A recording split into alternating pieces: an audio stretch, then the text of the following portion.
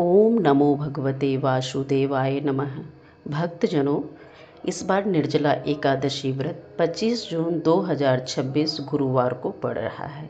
इसका पारण 26 जून को सुबह 5:47 से लेके 8:30 तक रहेगा।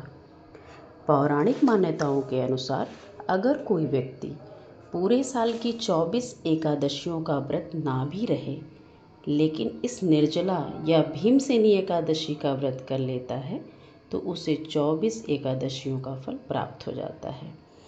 हमें एक कथा पद्म पुराण में मिलती है और कथाएं सुनना भी ज़रूरी होता है, क्योंकि जब भी हम कोई एकादशी व्रत करते हैं तो उसमें कोई ना कोई कथा उससे रिलेट रहती है। तो हम जब भी व्रत करें तो उस कथा को भी श्रवण जरूर करें, पढ़ें जरूर। तो ये व्रत पांचों भाई भी करते थे, माँ कुंती भी करती थी, उनका पूरा परिवार व्रत करता था।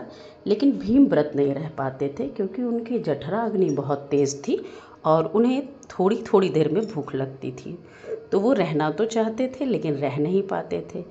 तो सबने कहा कि चलो इसका उपाय हम महर्षि वेदव्यास जी से पूछेंगे, और भीम को भी लेके गए।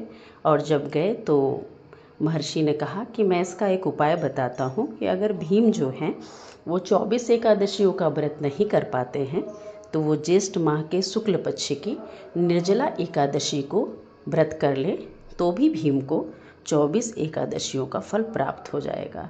तभी से इस एक व्रत का महत्व बढ़ गया कि अगर हम इसको एक भी रह लें, एक भी एकादशी रह लें इस निर्जला एकादशी, तो हमें 24 एकादशियों का फल प्राप्त हो जाएगा।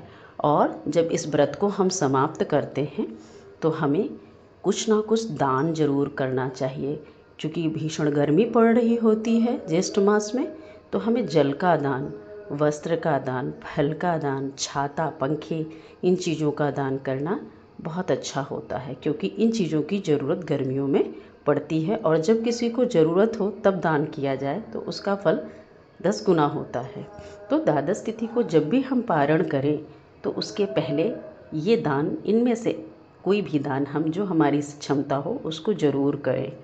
और अब मैं बताऊंगी कि इस व्रत के नियम और सावधानियाँ। जब आप इस व्रत को शुरू करें तो आप संकल्प लेना ना भूलें, क्योंकि संकल्प का अपना महत्व होता है। आप अपना नाम, गोत्र, जल और फूल और द्रव्य हाथ में लेके संकल्प जरूर करें और तब इस व्रत को शुरू करें। इस दिन कोई भी तामसिक भोजन घर में ना बनाएं, ना ही आप लहसुन प्याज का इस्तेमाल करें।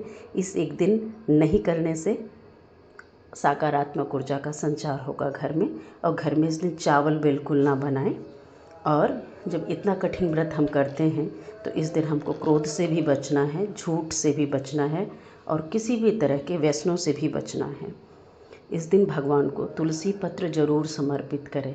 तुलसी पत्र शालिग्राम को या भगवान विष्णु को बहुत पसंद है, ये हमको भी पता है और आपको भी पता है। ये विशेष है कि इस दिन, जिस दिन भगवान की कोई विशेष पूजा हो, उस दिन बिना तुलसी दल के तो बिल्कुल पूजा ना की जाए। और भगवान को प्रसन्न करने का ये सबसे अच्छा उपाय है। और दूसरा उपाय ये है कि अगर आपके पास कोई दक्षिणावर्ती शंख हो तो उसमें कच्चे दूध में केसर जरूर मिलाएं। केसर मिला के शालिग्राम का अभिषेक करें और इससे फिर भगवान को आरती करें और अपने व्रत को तब समाप्त करें। ओम नमो भगवते वासुदेवाय नमः। जल्द ही हम दूसरे वीडियो में मिलेंगे। राधे राधे।